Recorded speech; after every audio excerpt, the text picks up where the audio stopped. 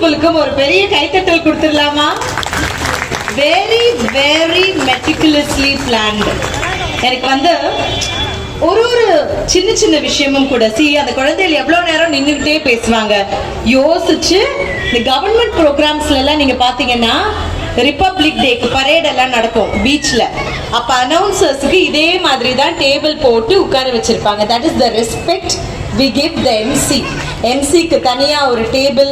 Because குழந்தைகளோட பள்ளிக்கூடம் குழந்தைகள் வாழப்போற பெரிய சமுதாயத்தோட ஒரு குட்டி வெர்ஷன். வெளியில போய் அவங்க எதெல்லாம் சந்திக்க போறாங்களோ அது எல்லாத்தையும் ஸ்கூல்லையும் அனுபவிக்கணும். அதுக்கான வாய்ப்புகள் அவங்களுக்கு வழங்கப்பட வேண்டும் அப்படின்னு தான் இத்தனை மேடை நிகழ்ச்சிகள். கிளாஸ் ரூம்லயே சில நேரங்கள்ல டீச்சர் மாத்தி மாத்தி உட்கார வைப்பாங்க.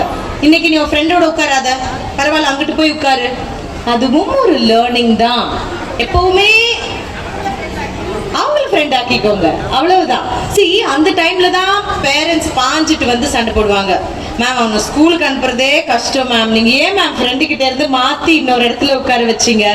குழந்தைகளுக்கு மாற்றங்களை கற்றுக் கொடுக்கக்கூடிய இடம் பள்ளிக்கூடம். ஃபெயிலியர்ஸ் சொல்லி கொடுக்கக்கூடிய இடமும் பள்ளிக்கூடம் தான். வெறும் சக்சஸ் மட்டும் கிடையாது, எல்லாமே சக்சஸ்ஃபுல்லா இருக்கும். என் பிள்ளை ஃபர்ஸ்ட் ரேங்க் மட்டும் தான் வாங்கும் அப்படின்னா நானே அதுக்கு ஒரு பெரிய எக்ஸாம்பிள். என் வாழ்க்கையில ஃபர்ஸ்ட் ரேங்கை தவிர வேற எதுவுமே நான் வாங்கினதே கிடையாது. எங்க அப்பா அம்மா படிக்கல, டியூஷனுக்கெல்லாம் போறதுக்கு வாய்ப்பெல்லாம் எனக்கு கிடைக்கல. ஃபீஸ் கட்டுறதுக்கே அவ்வளவு கஷ்டப்பட்டாங்க. 3rd ஸ்டாண்டர்ட் படிக்கும் போது அந்த ஃபீஸையும் கட்ட முடியாமல் போனுச்சு. அப்போ நான் இருந்த வீட்டு பக்கத்துல ஒரு கான்வென்ட்.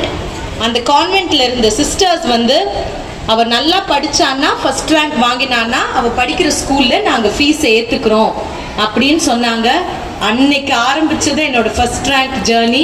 கடைசி வரைக்கும் 10th school topper, 12th school topper, university rank holder யூஜில, அதுக்கப்புறமா MSc psychology Madras university, university of Essex லண்டன்ல டிப்ளமா இன் எஜுகேஷன். கல்யாணத்துக்கு அப்புறமா என் குழந்தைகள் பிறந்ததுக்கு அப்புறமா 7 ஆண்டுகள் ராஜஸ்தான்ல போய் படிச்சு கல்வி உளவியல்ல முனைவர் பட்டம் வாங்கினேன்.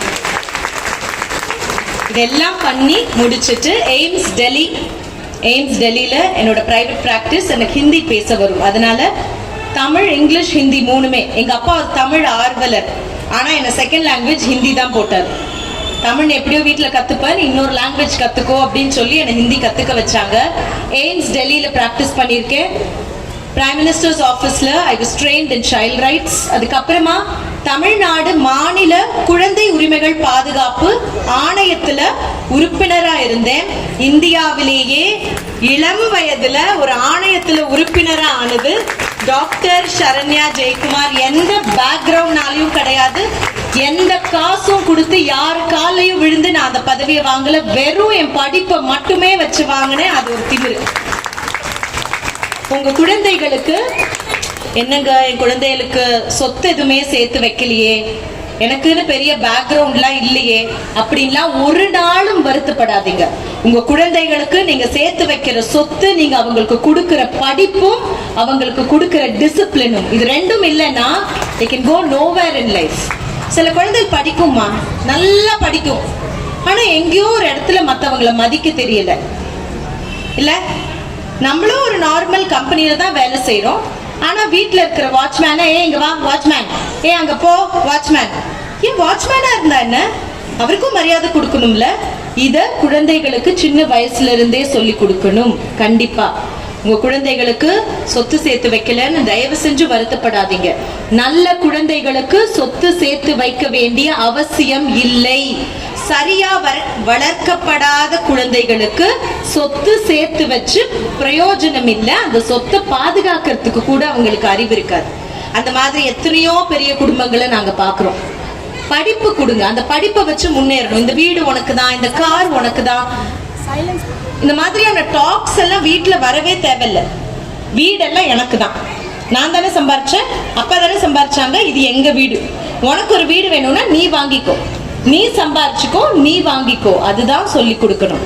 ரெண்டாவது, என்னோட பிரைவேட் பிராக்டிஸ்ல ஐ ஸ்டில் பிராக்டிஸ். என்னதான் கவர்மெண்ட் ஆஃப் இந்தியாவுக்கு அட்வைசரா இருந்தாலும் பல கல்வி குழுமங்களுக்கு அட்வைசரா இருந்தாலும் இன்னும் என்னோட கிளினிக்கல் பிராக்டிஸ் டெய்லி என்ன கிளினிக்ல வந்து பாக்குறவங்க இருக்காங்க. இங்க நான் ஒரு முக்கியமான விஷயம் சொல்லணும்.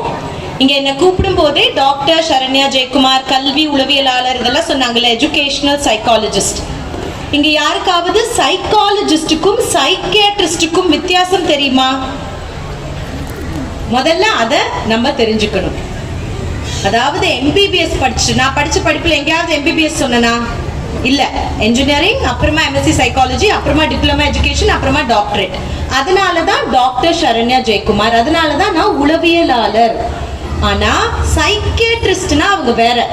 அவங்க எம்பிபிஎஸ் படிச்சுட்டு எம்டி சைக்கியாட்ரி படிச்சு மனநலம் சார்ந்த பிரச்சனைகளுக்கு மாத்திரை மருந்து ட்ரீட்மெண்ட், ஷாக் ட்ரீட்மெண்ட் இதெல்லாம் கொடுக்குறவங்க. இந்த மென்டல் ஹாஸ்பிட்டல் கீழ்பாக்ல இருப்பாங்க, ராஜு ஹாஸ்பிட்டல், ஷாதித்யா சைக்கியாட்ரிக் ஹாஸ்பிட்டல், இந்த மாதிரி சைக்கியாட்ரிக் ப்ராப்ளம்ஸ்க்கு ட்ரீட்மெண்ட் கொடுக்குறவங்க தான் சைக்கியாட்ரிஸ்ட். நல்லா புரிஞ்சுக்கோங்க.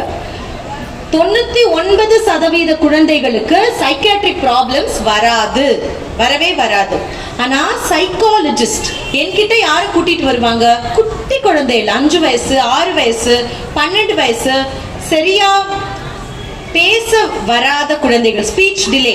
6 வயசு ஆயிடுச்சு ஆனா இன்னும் பேச்சு வரல, சொல் பேச்சு கேட்க மாட்டேங்கிறான், அதிகமா வீடியோ கேம் பாக்குறான், திடீர்னு ஸ்கூலுக்கு போகிறத நிறுத்திடுறான், அப்புறம் இன்னும் பெரியவன் ஆனதுக்கு அப்புறமா அப்பா அம்மாவை மரியாதை இல்லாம பேசுறான், சுத்தமா அவனுக்கு படிப்புல திடீர்னு இன்ட்ரெஸ்ட் இல்லாம போயிடுச்சு. இந்த மாதிரி பிரச்சனைகளுக்கு ஒரு கல்வி உளவியலாளர் கிட்ட கூட்டிட்டு வருவாங்க. அதுதான் நான் சைக்காலஜிஸ்ட். இப்ப நாங்க மாத்திரை மருந்தெல்லாம் கொடுப்போமா? கிடையாது. முதல்ல அதை புரிஞ்சுக்கணும். என்னைக்காவது ஒரு நாள் உங்கள்கிட்ட டீச்சரோ ஸ்கூலோ கூப்பிட்டு உங்க குழந்தை வந்து கிளாஸ்ல எப்ப பார்த்தாலும் ரொம்ப சோகமாவே இருக்கான், என்ன பிரச்சனைன்னு தெரியல, ஒரு சைக்காலஜிஸ்ட் கிட்ட கூட்டிட்டு போங்களேன்னு சொன்னா, என் குழந்தை என்ன பைத்தியமா, எதுக்காக சைக்காட்ரிஸ்ட் கிட்ட கூட்டிட்டு போக சொல்றீங்க?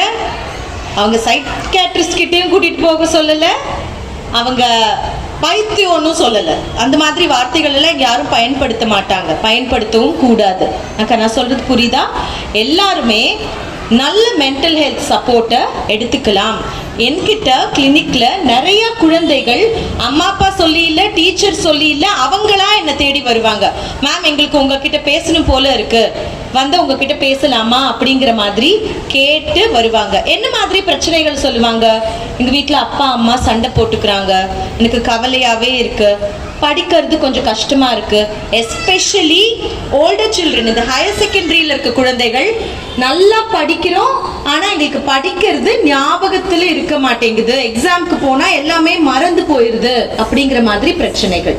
இந்த 5 வயசு 6 வயசு 7 வயசு இருக்கிற குழந்தைகளுக்கு அதிகமாக இருக்கக்கூடிய பிரச்சனைகள் என்னன்னு பாத்தீங்கன்னா, பாய்ஸ் கிட்ட தெரியறது அதிகப்படியான கோபம், திடீர் கோபம், வீட்டுல எல்லார்கிட்டயும் கோபப்படுறது.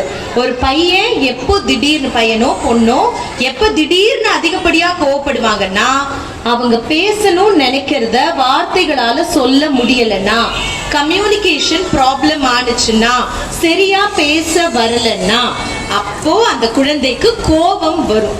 அந்த கோபத்துல இப்ப 2 குழந்தைங்க பேசுறாங்கன்னு வச்சுக்கோங்கம்மா, ஒரு குழந்தை வந்து ஆர்கியூ பண்றான், இந்த குழந்தை திரும்ப ஆர்கியூ பண்ண வரல, அப்ப என்ன பண்ணுவான்? டக்குன்னு கைய ஓங்கிடுவான். இப்ப நம்ம என்ன நினைக்கிறோம்? கோபக்காரன் நினைக்கிறோம். அவன் கோபக்காரன் இல்ல, பாவம், அவனுக்கு அவன் பேசணும்னு நினைக்கிறது சொல்ல வர மாட்டேங்குது.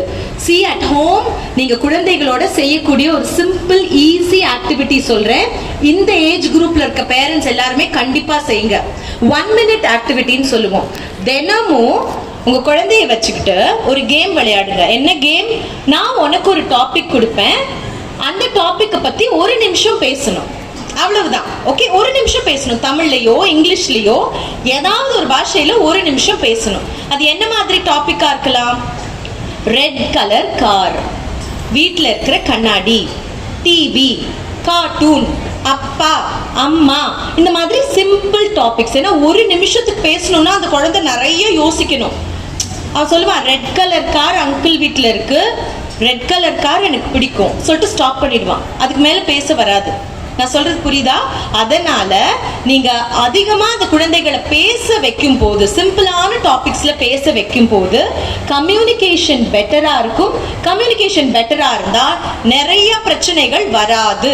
அந்த குழந்தைகள் நல்லா பேசும் போது ஃப்ரெண்ட்ஸோட அதிகமா சண்டை போட மாட்டாங்க. என்ன இமோஷனோ அதை வார்த்தைகளால அவங்களுக்கு வெளிப்படுத்த முடியும். ரெண்டாவது ரொம்ப ரொம்ப முக்கியமா நான் சொல்ல வேண்டியது, குழந்தைகளுக்கு தாயும் தேவை, தகப்பனும் தேவை, தாத்தாவும் தேவை, பாட்டியும் தேவை, அத்தையும் தேவை, மாமாவும் தேவை. உங்களுக்குள்ள பிரச்சனைகள் இருந்தா தயவு செஞ்சு உங்களோட வச்சுக்கோங்க.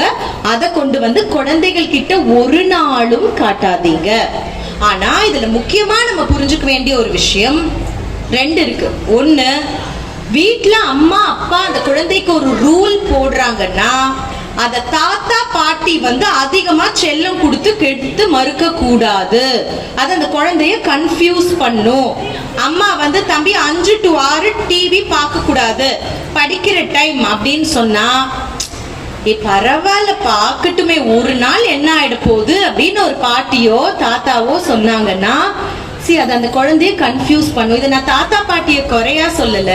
அவங்க என்ன நினைப்பாங்க, நீயும் சின்ன வயசுல டிவி எல்லாம் பார்த்து தானே வளர்ந்த, நல்லா தானே படிச்ச, ஏன் உன் குழந்தைக்கு மட்டும் இப்படி ரூல்ஸ் எல்லாம் போடுறேன்னா, அந்த காலத்துல இருந்த என்டர்டெயின்மெண்ட் வேற. இன்னைக்கு இருக்கக்கூடிய cartoons very very colourful, flashy, noisy, fast, எல்லாத்தையும் விட ரொம்ப ரொம்ப அட்ராக்டிவ். அந்த அட்ராக்டிவான என்டர்டெயின்மெண்ட்டையே பார்த்துக்கிட்டு இருந்தா குழந்தைகளுக்கு ஸ்கூல்ல வந்து சாப்பிடும் போது டிவி பார்க்காம சாப்பிடும் போது போர் அடிக்கும். அம்மாவை பார்த்தா பேச தோணாது. கீழே ஃப்ரெண்ட்ஸோட ஒரு 10 நிமிஷம் விளையாடுவாங்க, அதுக்கப்புறம் போர் அடிச்சிடும். சமீபத்தில் ஒரு பர்த்டே பார்ட்டிக்கு போனப்போ அந்த பர்த்டே பார்ட்டியில் எல்லாமே இருந்துச்சுமா, bubble, sword, cake, return gift எல்லாமே இருந்துச்சு. ஆனா இந்த வயசு குழந்தைகள் 10 நிமிஷம் அது எல்லாத்தையும் சுத்தி சுத்தி விளையாடுறாங்க. 15வது நிமிஷம் அம்மா வீட்டுக்கு போலாம், வா வா வா, இல்ல போனை கொடு போனை கொடு போனை கொடு. இதைத்தான் நான் பிரச்சனைன்னு சொல்றேன். உளவியல்ல 12 வகையான விளையாட்டுகள் இருக்கும் போது எப்ப பார்த்தாலும் இந்த போனையே பார்த்துக்கிட்டு இருக்கிறது, டிவியே பார்க்கணும்னு சொல்றது it's not a good sign. இன்னைக்கு பர்த்டே பார்ட்டி போர் அடிக்குதுன்னா நாளைக்கு ஒரு ரிலேஷன்ஷிப் போர் அடிக்கும், ஃப்ரெண்ட்ஸ் போர் அடிக்கும், ஃபேமிலி லைஃப் போர் அடிக்கும். நான் சொல்றது புரியுதா? அப்போ உங்க குழந்தைகளுக்கு, இந்த வயசு குழந்தைகளுக்கு ஒரு நாளைக்கு எவ்வளவு ஸ்கிரீன் என்டர்டெயின்மெண்ட் கொடுக்கலாம்? 30 நிமிடங்களுக்கு மேல கொடுக்க கூடாது. அப்படி நீங்க கொடுக்கறீங்கன்னா விஷத்தை ஊட்டி வளர்ப்பதற்கு சமம். தயவு செஞ்சு பி வெரி வெரி கேர்ஃபுல். ஏன்னா எங்ககிட்ட கிளினிக்ல வர கேசஸ் எல்லாம் ரொம்ப மோசமான கேஸ்மா. அந்த மாதிரி உங்களுக்கு யாருக்குமே வர வேண்டாம். நீங்க யாருமே என்கிட்ட பேஷண்டாவே வர வேண்டாம். அதுக்காக தான் நாங்க பாஞ்சு எல்லா ஸ்கூல்ஸ்லயும் போய் இந்த மாதிரி ப்ரோக்ராம்ஸ்ல நான் பேசணும்னு நினைக்கிறதுக்கு காரணம், வர்ற பேஷண்ட்ஸ் கிட்ட இதைத்தான் நாங்க சொல்றோம், 30 மினிட்ஸ்க்கு கம்மியா கொடுங்க. அப்போ அப்பாவோட போன் 30 மினிட்ஸ், அம்மாவோட போன் 30 மினிட்ஸ், டிவி 30 மினிட்ஸ் அப்படிலாம் கிடையாது. மொத்தம் சேர்த்து 30 மினிட்ஸ். ஓகே, இப்போ இத்தனை பேர் இங்க இருக்கீங்கல்ல, நம்ம இங்க ஒரு ஆக்டிவிட்டி, ஒரு கேம் பண்ணுவோமா? குவிக்கா எல்லாரும் எந்திரிச்சு நில்லுங்க. Everybody stand up, stand up. எல்லாரும் சீரியஸா கேக்குறாங்க நான் சொல்றது. என்ன ஒரு சீரியஸ்? எஸ். இப்ப நான் கேக்குற கேள்விக்கு பதில் எஸ்ஸா இருந்துச்சுன்னா நீங்க ஃபெயில், உட்கார்ந்துடணும். ஓகே, உட்கார்ந்தா அடுத்த கேள்விக்கு திரும்ப எந்திரிச்சு நிக்க கூடாது. எத்தனை பேர் ஃபெயில் ஆகுறீங்கன்னு பார்ப்போம். ஃபர்ஸ்ட் கேள்வி, எங்க வீட்ல குழந்தைகள், சரி நாங்கள விட்டுருங்க, குழந்தைகள் 10 மணிக்கு முன்னாடி தூங்க மாட்டாங்க மேடம். 10 மணிக்கு அப்புறம் தான் மேடம் தூங்குவாங்கன்னா எஸ், உட்கார்ந்துருங்க. ஃபெயில். இதுல எஸ் உட்கார்ந்துடணும். 10 மணிக்கு மேல தூங்குற குழந்தைகள்னா ஃபெயில், உட்கார்ந்துடணும். பாஸ். என்னடா எல்லாரும் உட்கார்ந்தாங்க? Okay, good good good. நிக்கிறவங்க வீட்ல எல்லாம் 10 மணிக்கு குழந்தைங்க தூங்கிருமா? எஸ். அதுக்கு முன்னாடி தூங்கிருமா? நீங்க எல்லாம் தூங்குனா தூங்காட்டி போ. எஸ். Okay, next. எங்க வீட்ல வாரத்துக்கு 2 நாளைக்கு மேல நாங்க வெளி சாப்பாடு சாப்பிட மாட்டோம் அப்படின்னா நில்லுங்க. இல்ல வெளி சாப்பாடு வாங்கி சாப்பிடுவோம்னா உட்காந்துருங்க. அடக்கடவுளே, 2 நாளைக்கு மேலேயே வெளி சாப்பாடு வாங்கி சாப்பிடுங்க. இருக்கிறதே 7 நாள் தான், வீட்லயே தான் சாப்பிடுவீங்க. Very good. தேர்ட், நிக்கிறவங்கல்ல லீவ் சில்ட்ரன் நவ். நிக்கிறவங்கல்ல டெய்லி நாங்க 30 நிமிஷம் எக்ஸசைஸ் பண்ணுவோம் அப்படின்னா நில்லுங்க, இல்லாட்டி உட்கார்ந்துருங்க. வீட்டு வேலையில எக்ஸசைஸ் கணக்குல வராது. அடக்கடவுளே, பாத்தீங்களா 2 பேர் நின்னுட்டே இருக்காங்க. ஓகே 1 2 3. பாத்தியா ஒரு அம்மா நிக்கிறாங்க. வாவ். 1 2 3 4. மா இந்த நிக்கிறவங்க எல்லாருக்கும் ஒரு பெரிய கைத்தட்டி கொடுத்துங்க. Good way of life. Very very very very important. பாருங்க, உங்க ஹெட் ஆஃப் தி இன்ஸ்டிடியூஷன் 2 பேருமே நிக்கிறாங்க. இன்னொரு 10 கேள்வி நான் லைஃப் ஸ்டைல் பத்தி கேட்டாலும் நிப்பாங்க போல இருக்கு. Yes, thank you ma'am, thank you. Sit down. சி, எவ்வளோ பேர் மெஜாரிட்டியா மிஸ்டேக்ஸ் பண்றோம் பாருங்க. ஏன்னா நம்ம என்ன நினைக்கிறோம், நான் வேலை விட்டு வர்றதுக்கே 9:30 மணி ஆயிடுது, என் குழந்தைகளோட நான் இருக்கிற டைமே 10 மணிக்கு மேலதான், அதனால நாங்க சில்ட்ரனோட டைம் ஸ்பெண்ட் பண்ணணும், குவாலிட்டி டைம் ஸ்பெண்ட் பண்ணணும்னு 10 மணிக்கு மேல குழந்தைகளோட இருக்கோம்னா காலையில எந்திரிச்சு ஸ்கூலுக்கு வரணும்லமா. அந்த குழந்தைக்கு தூக்கமா வரும். குழந்தைக்கு இந்த வயசுல 9 மணி நேர தூக்கம் அவசியம். 9 hours தூங்கணும். 9 hours தூங்கலன்னா உடம்பு வளர்ச்சி பாதிக்கப்படும், மன வளர்ச்சி பாதிக்கப்படும், ஞாபக சக்தி இல்லாமல் போகும், ஹைப்பர் ஆக்டிவா ஆயிடும் குழந்தை. இல்லைன்னா ரொம்ப ஸ்லீப்பியா இருக்கும், கிளாஸ் ரூமுக்கு வரும், டயர்டா இருக்கும், தூக்கமா வரும். நான் சொல்றது புரியுதா? 9 மணி நேரம் தூக்கம், 30 minutes பிசிக்கல் ஆக்டிவிட்டி, முடிஞ்ச அளவுக்கு வெளி சாப்பாடை கொடுக்கவே கூடாது. எஸ்பெஷலி சுகர்ஸ், ஆடட் சுகர்ஸ் சொல்லுவோம் இல்லையா, நம்ம வெளியில வாங்கி கொடுக்கக்கூடிய cakes, donuts, packet chips, packet sweets, chocolates. Sweet கொடுக்கணுமா இருந்தா வீட்டுல செய்து கொடுங்க. கேசரி, பாயாசம் எதையா செய்து கொடுங்க. அது நல்லாவே இல்லைன்னு சொன்னா அது சாப்பிடவே தேவையில்ல, பரவாயில்ல. ஆனா வெளியில இருக்கிற baked corporate factory made foods தயவு செஞ்சு குழந்தைகளுக்கு ரொம்ப அடிக்கடி வாங்கி கொடுக்காதீங்க. அப்பாவோ சரி, தாத்தாவோ சரி, பாட்டியோ சரி, அம்மாவோ சரி, பாசத்தை காட்டுறது கடைக்கு கூட்டிட்டு போய் சாக்லேட் வாங்கி கொடுத்து கிடையாது. Yes, that's very very important. எப்பவுமே school is a beautiful community. Venkateswara ஸ்கூலை பத்தி நான் ஸ்பெஷலா சொல்லணும்னா, ஈவன் ஆனுவல் டே ப்ரோக்ராம்க்கு வரதுக்கு முன்னாடியே இந்த வருஷம் அட்மிஷனுக்கு நான் நிறைய பேரை ரெஃபர் பண்ணி விட்டுருக்கேன் இந்த குரூப்ஸ் ஆஃப் இன்ஸ்டிடியூஷன்ஸ்க்கு. Because they are doing a wonderful job. நீங்க பாத்தீங்களா அந்த மேடையில் இந்த குழந்தைகள் எப்படி பேசினாங்கன்னு? What a wonderful confident speech by children. மா, என் வாழ்க்கையில எதுவுமே நான் ஆசைப்பட்டது 18 வயசு வரை எனக்கு கிடைச்சது இல்ல. எனக்கு ஒரு பெட்ல தூங்கணும்னு ஆசை. பாயில தான் தூங்கியிருக்கேன் 18 வயசு வரைக்கும். இந்த பெட்ல தூங்குறத பாக்குறதுக்கே ஆசையா இருக்கும். ஒரு நாள் ஒரு பெட்டு, ஒரு மெத்த, ஒரு தலகாணி போட்டு தூங்கணும் அப்படின்னு நான் ரொம்ப ரொம்ப ஆசைப்பட்டிருக்கேன். எப்ப திருவிழாக்கு போனாலும் எப்ப திருவிழாக்கு போனாலும் இந்த கலர் கலரா மணி விற்கிறத பார்த்து அதை வாங்கி நிறைய போட்டுக்கணும்னு ஆசைப்பட்டிருக்கேன். இன்னும் எனக்கு அந்த பழக்கம் இருக்கு. I still like that. என்னோட மயிலாப்பூர் புரோட்டா பென்ல இருந்து வெளியில எடுக்க முடியல. ஆனா இன்னைக்கு குழந்தைகளுக்கு இருக்க பிரச்சனை, அவங்க ஆசைப்படுறது எல்லாத்தையுமே நம்ம உடனே உடனே உடனே கொடுத்துடலாம் இல்லையா? இப்ப இன்னைக்கு நிறைய குழந்தைகள் ஆடினாங்க. சில குழந்தைகள் முன்னாடி நின்று ஆடினாங்க, சில குழந்தைகள் பின்னாடி நின்று ஆடினாங்க. பரவாயில்ல. ஏன் என் குழந்தை மட்டும் பின்னாடி நின்னுச்சுன்னு ஒரு நாளும் நினைக்காதீங்க. they have to earn it. அவங்க முன்னாடி வரணும்னா அது அவங்க தான் earn பண்ணி முன்னாடி வரணும். நான் 5th standard வரைக்கும் நிறைய கை தூக்கியிருக்கேன். ஃபேன்சி ட்ரெஸ் சரண்யா சரண்யான்னு கை தூக்கியிருக்கேன். ஒரு வாட்டி கூட ஒழுங்கா பேசிட்டு இறங்கினது கிடையாது. ஸ்டேஜுக்கு போவேன், அப்படின்னு இந்த கூட்டத்தை பார்த்து அழுதுட்டு இறங்கிடுவேன். அப்பேற்பட்ட சரண்யா ஜெயக்குமாராலேயே இன்னைக்கு 3600 மேடைகளுக்கு மேல பேச முடியும்னா, இன்னைக்கு பேசின குழந்தைகள் எல்லாம் எப்பேற்பட்ட வாழ்க்கையை வாழ போறாங்க. அதுக்காக அவங்கள தயார்படுத்தணும். ஸ்கூல் செய்ய வேண்டிய வேலையை எக்ஸலண்டா செய்யறாங்கம்மா. எனக்கு நல்லா தெரியுது. see I can see how well these children are trained. அவ்வளோ ஆப்பர்ச்சுனிட்டிஸ் கொடுக்குறாங்க, அவ்வளோ நல்லா ட்ரெயின் பண்றாங்க. ஏன்னா உள்ள இருக்கும் போதும் சரி, இங்கேயும் சரி, அடேங்கப்பா எவ்வளோ பேஷன். இந்த மேனேஜ்மெண்ட்டும் சரி, இந்த பிரின்சிபலும் சரி, மேம் இது பண்றோம் அது பண்றோம் இது பண்றோம் அது பண்றோம் நிறைய சொல்றாங்க. அவ்வளவு உங்க குழந்தைகளுக்கு நன்மை செய்யும். ஸ்கூல் சொல்றத அப்படியே கேளுங்க. Because they know what your child needs. உங்க குழந்தைகளோட அவ்வளோ நேரம் அவங்க டைம் ஸ்பெண்ட் பண்றாங்க. அவங்க வந்து ஏதாவது ஒன்று உங்க குழந்தைகிட்ட கரெக்ஷன் சொன்னா கூட எப்படி நான் ஒரு பேரண்டா அந்த குழந்தைக்கு ஹெல்ப் பண்றது, நீங்க சொல்லுங்க நாங்க செய்யறேன் அப்படின்னு சொன்னீங்கன்னா நீங்களும் இந்த ஸ்கூலும் சேர்ந்து உங்க குழந்தைகளுக்கு நிறைய பெரிய பெரிய வாய்ப்புகளை கொடுக்கலாம், பெரிய வாழ்க்கையை கொடுக்கலாம்.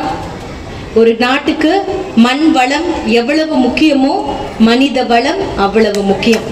இந்த குழந்தைகள் இந்த நாட்டின் மனித வளம். அவங்கள ஸ்கிரீன் டைமுக்கும் தப்பு தப்பான லைஃப் ஸ்டைலுக்கும் நான் பலி கொடுத்துட்டு யாரை வச்சு இந்த நாட்டை நடத்த போறேங்கிறது எனக்கு தெரியல. இவங்களெல்லாம் நம்பிதான் என் நாடு இருக்கு. அப்ப இவங்களை இன்னைக்கு பாதுகாக்கணும், எம்பவர் பண்ணணும். அது பேரண்ட்ஸும் டீச்சர்ஸும் இந்த ஸ்கூலும் சேர்ந்து செய்தால் கண்டிப்பாக முடியும். எனக்கு பேசுறதுக்கு இவ்வளவு அழகான ஒரு வாய்ப்பை கொடுத்ததுக்கு ரொம்ப ரொம்ப ரொம்ப ரொம்ப நன்றி. தேங்க்யூ.